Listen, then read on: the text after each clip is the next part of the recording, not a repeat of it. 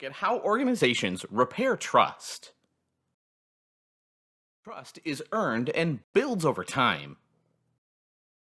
Years of trust can be hurt or destroyed with one bad act of distrust. For example, if you get caught in a lie, miss a deadline, or do a poor job, you're disloyal, you might hurt the relationship. Your relationship may never be the same again, or it could end.